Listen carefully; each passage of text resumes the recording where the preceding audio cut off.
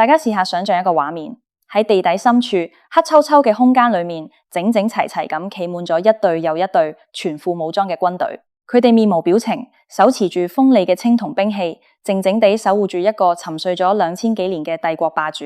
呢個畫面聽落係咪好有壓迫感？冇錯，呢個就係震驚世界嘅秦始皇兵馬俑。但係當考古學家喺1974年第一次揭開呢個地下軍團神秘面紗嘅時候，展現喺佢哋眼前嘅並唔係一隊完美無瑕嘅威武之師，而係一個極度慘烈嘅兇案現場。成千上萬個兵馬俑東歪西倒，身首異處，斷手斷腳，仿佛喺地底經歷過一場極度殘酷嘅大屠殺。更加令人毛骨悚然嘅係，考古學家喺1號坑同2號坑裏面發現咗大量被烈火嚴重焚燒過嘅痕跡，泥土被高溫燒到變成咗紅色，原本用嚟支撐坑道嘅巨大木柱化為灰燼，無數嘅陶俑被高溫燒到爆裂變形。根據專家鑑定，要造成咁樣嘅破壞，火場嘅溫度起碼要高達攝氏1000度以上。究竟係邊個對呢班毫無還擊之力嘅泥人落此毒手？又係邊個要放一把咁大嘅火，將秦始皇嘅地下軍團付諸一炬？歷史嘅矛頭不約而同地指向咗同一個人——西楚霸王項羽。但係當我哋翻開被譽為史家之絕唱、無韻之離騷嘅史記，想從司馬遷嘅筆下七項羽火燒兵馬俑嘅證據時，卻發現一個令人難以置信嘅驚天秘密：司馬遷對兵馬俑呢個咁龐大嘅工程，竟然隻字不提。冇錯，係一個字都冇寫過。史記裏面詳細記載咗秦始皇陵嘅內部結構，講到入面有水銀為百川、江河大海，有機弩齒，即係自動發射嘅暗器，甚至連頂部嘅天文星象圖都描寫得繪聲繪影。但偏偏對於陵墓出面嗰8000幾個真人大小嘅兵馬俑，司馬遷就好似完全唔知情咁，呢個絕對唔合邏輯。要知道，燒毀兵馬俑坑嘅大火，絕對唔係幾個人偷雞摸狗就可以做到嘅事。呢係一場有組織、有預謀嘅大規模軍事破壞行動。如果真係項羽做嘅，點解司馬遷唔記低呢？背後到底隱藏住一個點樣嘅千古謎團？今日我哋就帶大家穿越時空，返去2200幾年前嗰個烽火連天嘅楚漢相爭時代，剝開重重歷史迷霧，睇下項羽火燒兵馬俑背後究竟隱藏住咩驚人嘅詛咒。而劉邦又做咗一個咩舉動，令到呢個秘密塵封咗足足2000幾年？首先，我哋要嚟做一個案情重組，睇下兵馬俑坑當年究竟發生過咩事。當考古學家小心翼翼咁清理兵馬俑坑嘅時候，佢哋發現咗幾個非常古怪嘅現象。第一，兵馬俑坑嘅頂部原本係由巨大嘅棚木搭建而成嘅，上面再覆蓋住矽同埋泥土，形成一個堅固嘅地下空間。但係而家呢啲棚木全部都已經燒成咗火炭，甚至連坑壁嘅坑土都被高溫燒到變成咗類似磚頭咁嘅紅色硬塊。第二，兵馬俑身上原本係有非常鮮豔嘅彩繪嘅，但係喺大火嘅高溫烘烤之下，呢啲彩繪大部分都剝落或者變色，有啲陶俑甚至因為受熱唔均勻，直接炸裂成無數碎片。第三，亦都係最關鍵嘅一點，就係兵器嘅失蹤。大家要知道，兵馬俑被製造出嚟嘅時候，手上面係揸住真材實料嘅青銅兵器齊，長矛、戈、戟、青銅劍、弩機應有盡有。但係出土嘅時候，考古學家發現絕大部分嘅實戰兵器都不翼而飛，剩低嘅多數係一啲散落嘅箭頭，或者係被壓喺陶俑身下，破壞者斜唔到嘅兵器。綜合呢3點，考古學家得出咗一個結論：呢場火絕對唔係自然，亦都唔係因為陪葬坑裏面嘅沼氣爆炸，而係一場人為嘅洗劫同破壞。有人帶領住大軍掘開咗兵馬俑坑，搶走咗裏面數以萬計嘅精良青銅兵器，然後為咗泄憤，又或者係為咗掩蓋罪行，一把火燒咗個坑頂，令到巨大嘅棚木跌落嚟，將無數兵馬俑砸到粉碎。咁邊個有咁大嘅仇恨，又有咁大嘅能力去做呢件事呢？喺當時嘅歷史背景下，項羽絕對係頭號嫌疑犯。我哋嚟睇下項羽嘅殺人動機。項羽係楚國貴族嘅後代，佢阿爺項燕就係被秦國名將王翦逼到自殺嘅。楚國被秦國滅亡，對項羽嚟講係國仇家恨，不共戴天。當時民間甚至流傳住一句話：楚雖三戶，亡秦必楚。可見楚國人對秦國嘅怨恨有幾深。公元前206年，項羽帶領住諸侯聯軍，以破釜沉舟嘅氣勢喺巨鹿之戰消滅咗秦軍嘅主力。之後佢帶兵殺入關中，入到咸陽。史書記載，項羽入到咸陽之後，做咗幾件極度瘋狂嘅事。佢殺咗已經投降嘅秦王子嬰，屠殺咗咸陽城嘅百姓，仲放咗一把火，將秦朝嘅宮殿燒到通天徹地。史記裏面寫住燒秦宮室，火3月不滅，大火燒咗足足3個月，可想而知當時嘅破壞有幾咁徹底。除咗燒宮殿，項羽仲做咗一件令人髮指嘅事，就係盜掘秦始皇陵。《水經注》裏面有記載，項羽入關發之，以30萬人30日，東密不能勝。意思就係話項羽派咗30萬大軍去掘秦始皇陵，搬咗足足30日，都搬唔晒裏面嘅寶物。既然項羽連秦始皇嘅主墓都敢喐，咁佢點會放過陵墓周邊嗰啲兵馬俑坑呢？大家試下代入項羽當時嘅心境。佢帶住對秦國滿腔嘅怒火，帶住幾十萬大軍嚟到靠山腳下，佢要將秦始皇留低嘅一切都徹底毀滅。當佢嘅士兵掘開地面，發現地底竟然隱藏住一支規模咁龐大嘅地下軍團時，佢哋嘅反應會係點？首先，佢哋一定會覺得好震驚，甚至係恐懼，因為喺古人嘅觀念裏面，視死如視生，呢啲兵馬俑喺地下就等同於秦始皇嘅陰間軍隊。項羽啱啱喺陽間打敗咗秦軍，而家喺陰間又見到呢支陣容齊整、殺氣騰騰嘅軍隊，佢心裏面一定會產生一種強烈嘅不安。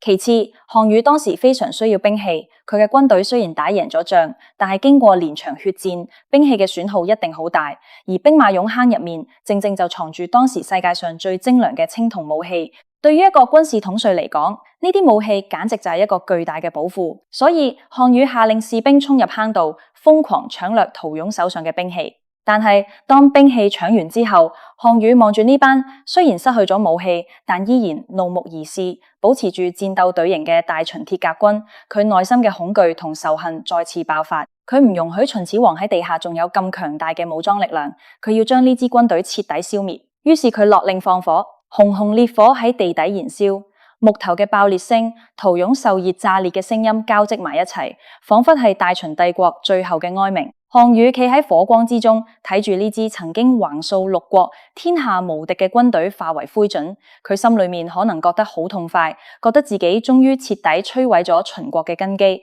但係項羽萬萬估唔到，佢呢把火竟然為自己招嚟咗一個恐怖嘅詛咒。民間一直有傳說，話兵馬俑係有靈性嘅，佢哋係秦朝將士嘅英魂附體。項羽火燒兵馬俑，等同於激怒咗呢8000幾個大秦冤魂。自此之後，項羽嘅運氣就開始急轉直下。大家回顧下項羽火燒兵馬俑之後嘅歷史軌跡，就會發現呢個詛咒似乎真係應驗咗。項羽明明已經佔領咗關中，擁有絕對嘅優勢，但佢偏偏放棄咗呢個得天獨厚嘅戰略要地，非要衣錦還鄉，翻去彭城做佢嘅西楚霸王。呢個決定無疑係將天下拱手相讓俾劉邦。之後，項羽喺楚漢相爭之中，雖然屢戰屢勝，但係戰略上就越來越被動。佢性格暴躁、剛愎自用，棄走咗唯一嘅謀士范增，令到自己眾叛親離。直到公元前202年，項羽被劉邦嘅幾十萬大軍重重包圍喺垓下，四面楚歌。項羽身邊只剩低800個騎兵，佢突圍逃到烏江邊，本來有機會渡江東山再起，但佢覺得無顏，面對江東父老，最終選擇咗拔劍自刎。嗰一年佢得30幾歲，正值壯年，一代霸王就咁悲慘落幕。最令人覺得心寒嘅係，項羽死後，佢嘅屍體被漢軍將士瘋狂爭奪。史書記載，有5個人因為搶到項羽嘅屍體殘肢而封侯。呢5個人分別係王毅、楊喜、呂馬童、呂勝、楊武。大家知唔知呢5個人有咩共通點？佢哋全部都係老秦人，即係話佢哋全部都係當年秦國嘅子民，甚至可能佢哋嘅父兄就係喺前線戰死嘅秦軍士兵。項羽當年屠殺秦人，火燒秦宮，摧毀兵馬俑，最終佢嘅下場竟然係被5個秦人分屍。呢個難道真係巧合，定係冥冥之中大秦嘅英魂真係向佢進行咗最殘酷嘅復仇？講到呢度，項羽火燒兵馬俑嘅罪名似乎已經證據確鑿，但係如果我哋冷靜落嚟諗深一層，就會發現一個巨大嘅漏洞，亦都係我哋文章開頭提出嘅問題。點解司馬遷喺史記裏面對兵馬俑同埋呢場大火隻字不提？司馬遷係一個點樣嘅歷史學家？佢寫史記秉持住不虛美、不隱惡嘅原則。為咗寫好史記，佢讀萬卷書，行萬里路，實地考察咗好多歷史遺跡。佢甚至因為幫投降匈奴嘅將軍李陵講說話，得罪咗漢武帝，遭受咗宮刑呢種奇恥大辱。但佢依然忍辱負重，堅持完成咗呢部偉大嘅著作。司馬遷對項羽嘅評價其實係好高嘅。佢破格將項羽列入只有帝王先可以入嘅本紀入面，寫咗一篇氣勢磅礴嘅《項羽本紀》。如果項羽真係放火燒咗兵馬俑，呢件事絕對可以凸顯項羽殘暴同埋對秦國極度仇恨嘅性格特徵。司馬遷無理由唔寫。而且如果項羽真係動用咗30萬大軍去挖秦始皇陵，仲燒咗兵馬俑坑，咁大件事，當時肯定有成千上萬嘅目擊者。司馬遷寫史記嘅時候，距離楚漢相爭大概只係過咗100幾年，好多歷史事件嘅親歷者或者佢哋嘅第二代都仲喺度，呢啲民間傳聞絕對走唔出司馬遷嘅耳朵。但點解司馬遷偏偏無寫兵馬俑？要解開呢個謎團，我哋必須要將目光轉向另一個關鍵人物，一個比項羽更加聰明、更加懂得玩弄政治手段嘅人——漢高祖劉邦。劉邦同項羽完全係兩種人，項羽係貴族出身，迷信武力，做事直來直往；而劉邦係市井流氓出身，深諳人性，為達目的不擇手段，而且極度重視政治宣傳。當初劉邦比項羽更早一步攻入咸陽，面對秦國堆積如山嘅金銀珠寶同埋無數嘅後宮佳麗，劉邦雖然心動，但係喺謀士張良同樊噲嘅勸阻之下，棋引下巴引求裂。佢仲召集咗關中嘅父老鄉親，宣布咗著名嘅約法三章：殺人者死，傷人及盜抵罪，同時廢除咗秦朝一切嚴苛嘅法律。劉邦呢一招收買人心，玩得非常漂亮，瞬間就贏得咗關中百姓嘅擁護。關中係秦國嘅大本營，劉邦得到咗關中百姓嘅支持，就等於得到咗一個穩固嘅大後方，為佢日後打敗項羽奠定咗最堅實嘅基礎。劉邦建立漢朝之後，佢面臨住一個好大嘅問題，點樣鞏固自己嘅統治合法性？漢朝係取代秦朝而建立嘅，劉邦知道要讓天下人信服，佢就必須要將自己塑造成一個寬厚、仁慈、順應天命嘅君主。同時要將秦朝塑造成一個暴虐無道、天怒人怨嘅反面教材。所以喺漢朝嘅官方宣傳裏面，秦始皇被描繪成一個窮奢極欲、殘暴不仁嘅暴君，而項羽亦都被塑造成一個只懂得殺戮嘅莽夫。劉邦自己就係嗰個拯救天下、蒼生於水火之中嘅真命天子。為咗進一步收買關中民心，劉邦登基之後做咗一件非常出人意表嘅事。公元前195年，劉邦下詔安排咗20戶人家，專門負責看守同埋祭祀秦始皇嘅陵墓。大家諗下，劉邦明明係推翻秦朝嘅人，點解反而要派人去保護秦始皇嘅陵墓？呢度面隱藏住劉邦極其深沉嘅政治算計。第一，佢要向天下人展示佢嘅寬宏大量，連曾經嘅敵人佢都可以厚待，更何況係普通百姓。第二，佢要安撫關中嘅秦人，話俾佢哋知，漢朝雖然取代咗秦朝，但唔會對秦人趕盡殺絕，甚至會尊重秦人嘅祖先同埋皇帝。但係呢個安排同兵馬俑有咩關係呢？呢個就係歷史最吊詭嘅地方。劉邦派人保護秦始皇陵，其實好有可能係一個賊喊捉賊或者欲蓋彌彰嘅煙幕彈。我哋大膽假設一下，當年真正下令大規模挖掘兵馬俑坑、搶走兵器嘅人，根本就唔係項羽，而係劉邦。大家唔好忘記，劉邦入關中嘅時候，軍隊嘅裝備係非常之差嘅。佢起兵嘅時候只係個小小嘅試水亭長，手下嘅兵馬多數係農民同埋囚犯，兵器嚴重不足。當佢入到咸陽，雖然佢表面上封存咗國庫，但面對秦始皇陵附近兵馬俑坑裏面嗰幾萬件精良嘅青銅武器，佢真係可以完全唔動心。有歷史學家推測，劉邦好有可能喺退軍霸上，或者喺楚漢相爭最激烈、急需補充武器裝備嘅時候，秘密派人掘開咗兵馬俑坑，將裏面嘅兵器洗劫一空，裝備自己嘅軍隊。但係搶完兵器之後，劉邦面臨住一個問題，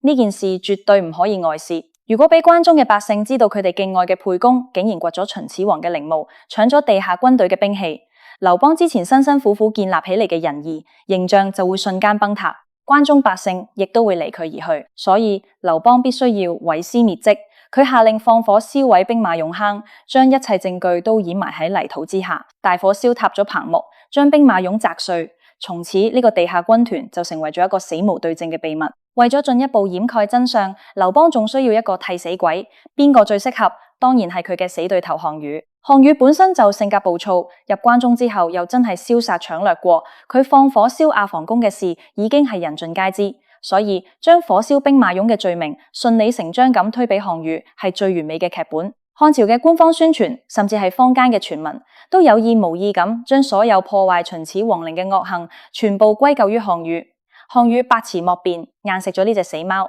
但係呢個假設仍然解釋唔到點解司馬遷喺史記裏面連兵馬俑嘅存在都唔提。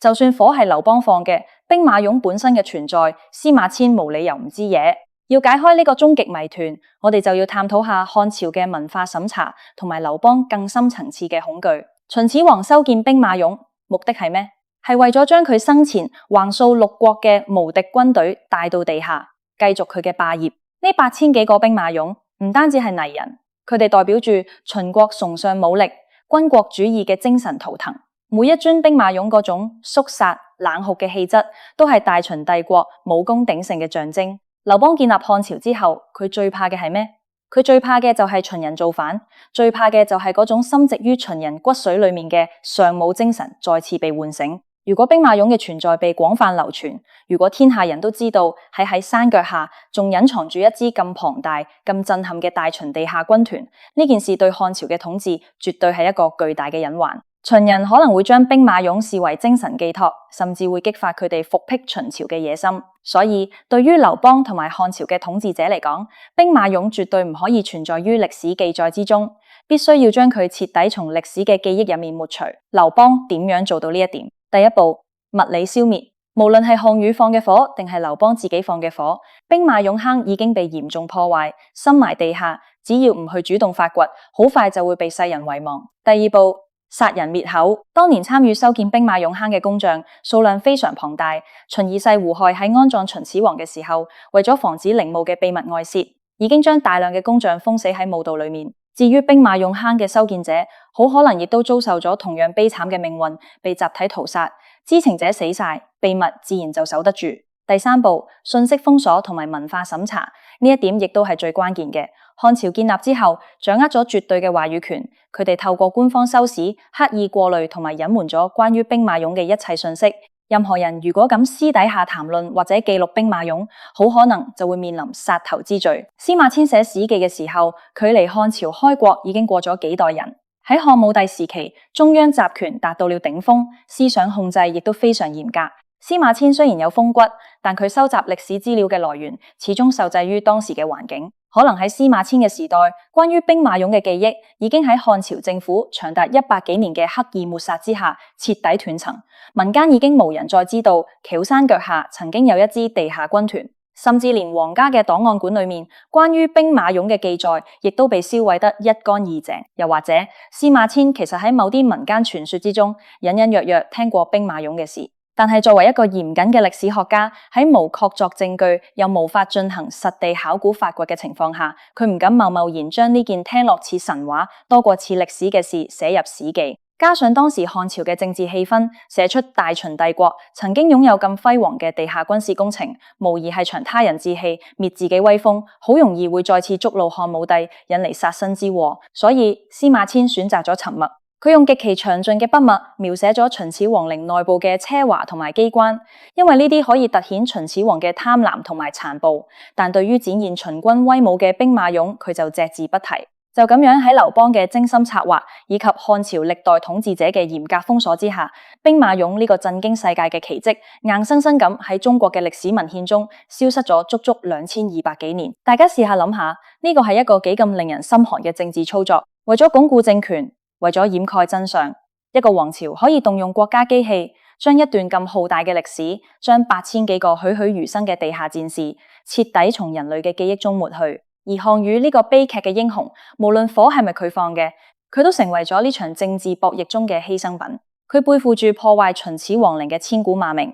承受住兵馬俑詛咒嘅傳說，最後落得個身首異處嘅下場。佢嘅勇猛同埋悲壯，成為咗劉邦陰險同埋狡詐嘅最佳陪襯。歷史往往就係由勝利者書寫嘅。劉邦贏得咗天下，佢就有權力去塑造歷史嘅模樣。佢將自己打扮成仁義之師，將項羽描繪成殘暴之徒，將秦朝嘅輝煌徹底掩埋。但係泥土始終掩蓋唔住真相嘅光芒。2200幾年後嘅1974年，幾個陝西臨潼嘅農民為咗抗旱打井，一鋤頭掘落去，竟然掘出咗一個震驚世界嘅奇蹟。當兵馬俑重見天日嗰一刻，佢哋殘破嘅身軀、燒焦嘅痕跡，無聲咁向世人訴說住2000幾年前嗰場慘烈嘅浩劫。佢哋雖然冇講嘢，但佢哋嘅存在本身就已經係對漢朝嗰段被篡改、被隱瞞嘅歷史作出咗最有力嘅控訴。考古學家喺清理兵馬俑坑嘅時候，發現咗一個好感人嘅細節。雖然大部分嘅兵馬俑都被打碎、燒毀，但係喺一啲未被大火波及嘅角落，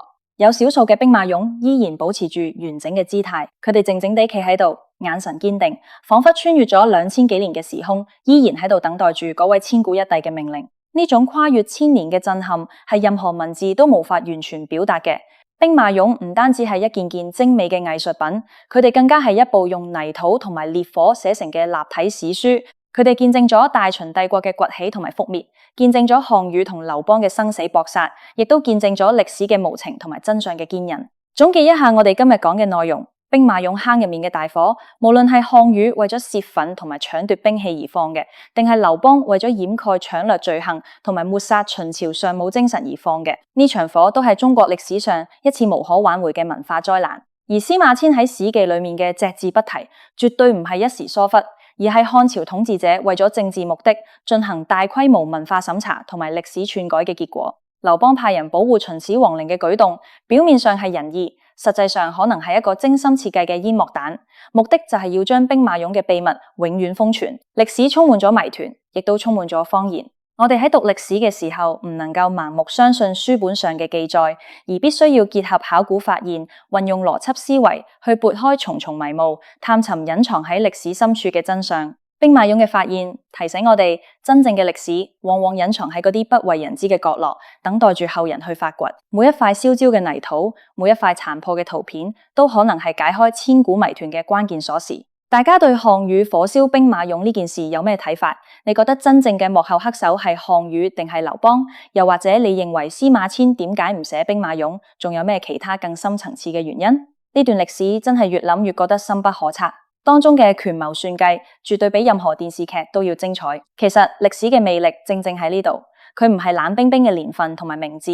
而係充滿住血肉、充滿住人性嘅光輝同埋陰暗。劉邦嘅狡詐，項羽嘅悲情，秦始皇嘅霸氣，全部都濃縮喺呢8000幾個兵馬俑身上。當我哋企喺兵馬俑坑前，面對住呢支歷經劫難嘅地下大軍，我哋所感受到嘅唔單止係視覺上嘅震撼，更加係一種對歷史滄桑嘅深深敬畏。2000幾年嘅風雨掩蓋咗太多嘅真相，但只要我哋保持住一顆探索嘅心，總有一日歷史嘅拼圖會被一塊一塊咁拼湊完整，真相可能遲到，但永遠唔會缺席。不知道大家聽完今日嘅故事，再睇返兵馬俑嗰陣，會唔會有另一番完全不同嘅體會呢？